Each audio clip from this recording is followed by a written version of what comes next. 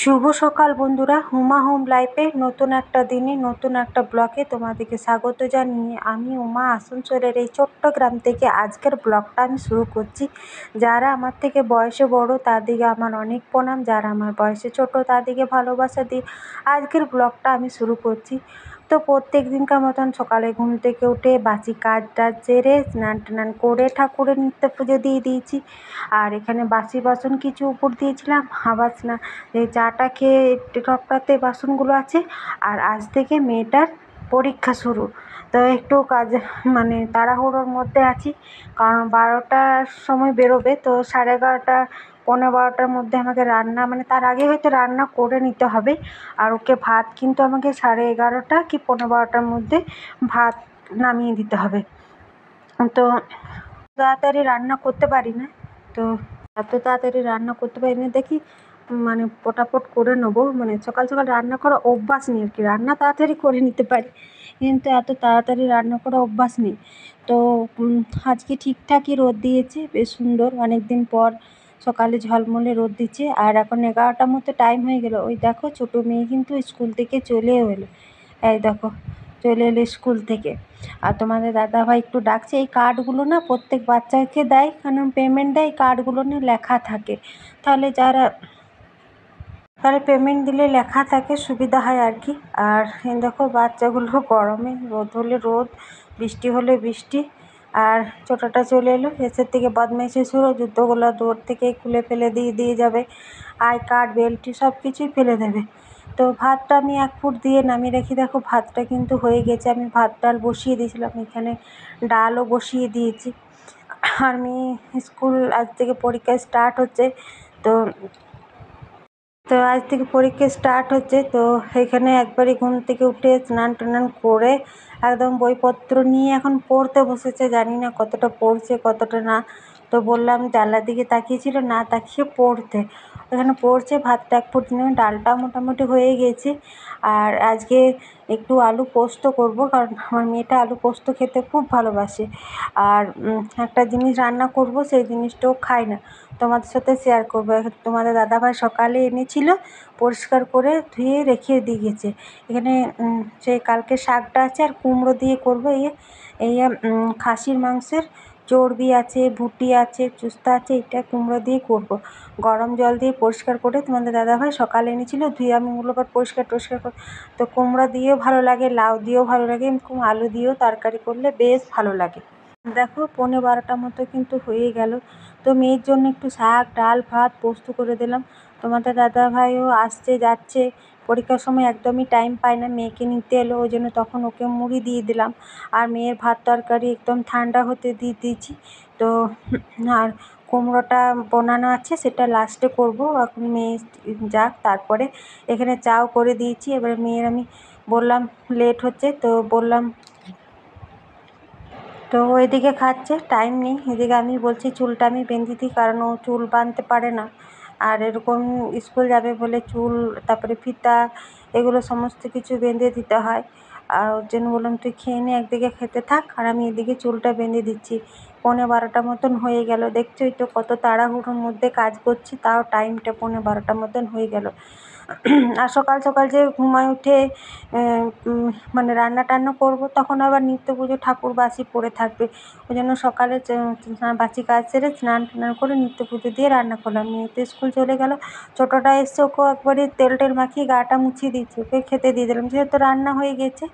আর এইটা কীভাবে রান্না করছি চলো তোমাদের সাথে শেয়ার করব। এখানে আদা টমেটো কাঁচা লঙ্কা পেঁয়াজ টিয়াজ সব কিছু বেটে নিচ্ছি। এটা তো গরম জল দিয়ে পরিষ্কার করে তোমাদের দাদাভাই ধুয়ে দিয়েছিল। তারপরে আমি একটু তেলে ভাজলাম, তারপর দেখলে কত তেল বেরোলো, কারণ একটু চর্বি আছে, তেল তো বেরোবেই। আর কুমড়াটা এত ভালো, কুমড়াটা তেলে দিয়েছি, গ্যাসটা কম করে একটু ঢাকা দিয়েছি, ঢাকা খুলে দেখি কুমড়া গলে পাক। তারপর আবার রুটিন মশলা যেগুলো জিরা ধনে আদা লঙ্কা সব কিছু বেটেছিলাম, ওইগুলো দিলাম, তারপরে চর্বিটা দিয়ে দিলাম, নেড়ে চেড়ে নামিয়ে দিয়ে হলো চুস্তা দিয়ে কুমড়োর তরকারি। আর মেয়ে আমার পুরনো টাকা পলা, তারপরে শাড়ি, এখানে সমস্ত কিছু স্নান হয়ে গেছে, খাওয়াও হয়ে গেছে, এগুলো সমস্ত কিছু পরে একটা শাড়ি পরবে, দিয়ে এইখানে এই রুমেই খেলবে।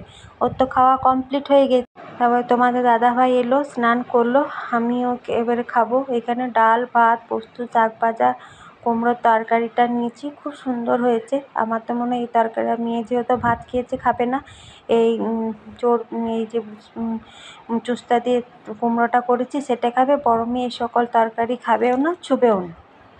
আর দেখো বিকেল কিন্তু 5টা হয়ে 4টে পুরো পাক্কা হয়ে গেছে। মেয়ের স্কুল ছুটি হয়ে গেল। তারপরে খেলাম, বাসন টাসন ধুলাম, একটু শুয়েছি। তারপর আবার দেখছি মেঘ আসছে, বাসন টাসন নিচে উবুর করা ছিল, নিয়ে আসা হলো।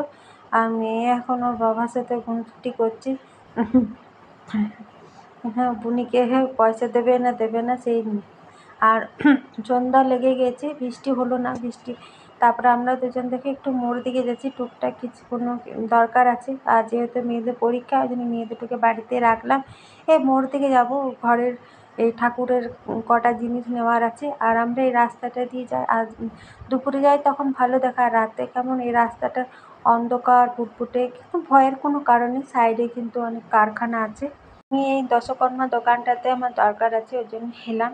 তো এই দশকর্মা দোকানের সামনেই জন্মাষ্টমী, রাখি পূর্ণিমা উপলক্ষে গোপালের সিংহাসন, তারপরে পালং, কত কিছু। আর রাখি পূর্ণিমা উপলক্ষে কত রাখি এসছে, ফুল এই। আর আমার যে ঠাকুরের টুকটাক জিনিস দরকার, আমি কিন্তু তোমরা দেখেছো আমার ভিডিওতে, আমি এখান থেকেই নিই। এটা আমাদের মোড়ে মানে জিমারিতে এই দোকানটা, একদম মোড় পর্যন্ত না গেলে হাটটা পেরিয়ে কিছুটা এলে এই দোকানটা। আর এই দোকানটাতে 12 মাস সব রকম মানে ঠাকুরের জিনিস আর কি পাওয়া যায়। আর কত সুন্দর সুন্দর রাখি এসেছে দেখো, সুন্দর সুন্দর অনেক ডিজাইনের রাখি কিন্তু এসেছে।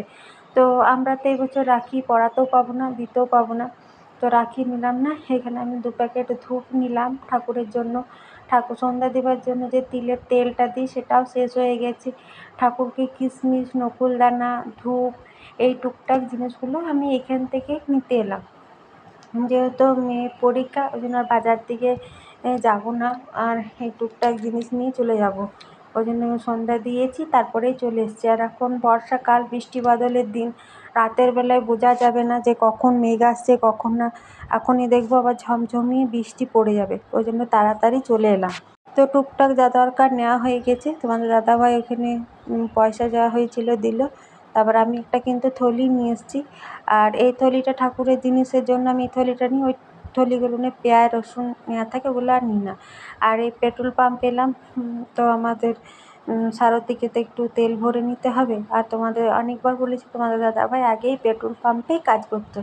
আর আমাদের এই চিত্তরঞ্জন এলাকাতে, আসানসোল এলাকা চিত্তরঞ্জন পড়ছে, আমাদের এখানে কিন্তু প্রচুর রাত মানে অনেক রাত পর্যন্ত দোকানদানি সব কিছু খোলা থাকে। আর সব রকম টুকটাক বাজার যা নেবে তুমি হাতের কাছেই পাওয়া যায়। আর এই মিষ্টির দোকানে আল্লাটি, তো মেয়ে দুটোকে বাড়িতে রেখে এসেছি। মা বাবা কোথায় যাক, মোড় যাক, একটু বাইরে কোথাও গেলে ছেলে মেয়ে আশা করে বসে থাকে যে মা কিছু আনবে। আর মোমো নেবো ভাবলাম। তো এখন বর্ষাকাল আর শ্রাবণ মাস চলছে, অনেকে খায় না, তো মোমোর দোকানে বলছে এখন 1 ঘন্টা দাঁড়াতে হবে। আর ওই জন্য মোমো নিলাম না, তো মেয়েদের জন্য মিষ্টি নিয়ে নিলাম। আর আমাদের কোলফিল্ড এলাকাতে কয়লার আগুনের কত আঁচ দেখছো, একবার ধরিয়ে দিলে তোমাকে আর আঁচের নিয়ে কোনো ভাবতে হবে না। সমোসা নিলাম, মিষ্টি নিলাম, দুধ নিলাম, আর আমরা এসছি 1 কাপ করে চা খেলাম। তো চলো, আমার মোটামুটি টুকটাক যা বাজার করার ছিল বাজার করা হয়ে গেল। এবার বাড়ি যাই, মেয়ে দুটোকে রেখে এসেছি। বৃষ্টি কিন্তু পড়েনি, 1-2 ফোঁটা বৃষ্টি পড়ছিল, ওই জন্য তাড়াহুড়ো করছিলাম। তো এখন আর পড়েনি। তো এই আমাদের মোড়টা মানে জিমারি গেটটা পেরিয়ে আল্লাটি মোড়। আর রাতে কিন্তু এদিকে প্রচুর ডাম্পার চলে, ট্রাক চলে, কারণ ট্রাক কয়লার গাড়ি, বুঝতেই তো পারছো। তো চলো বাড়ি যেয়ে কথা হচ্ছে।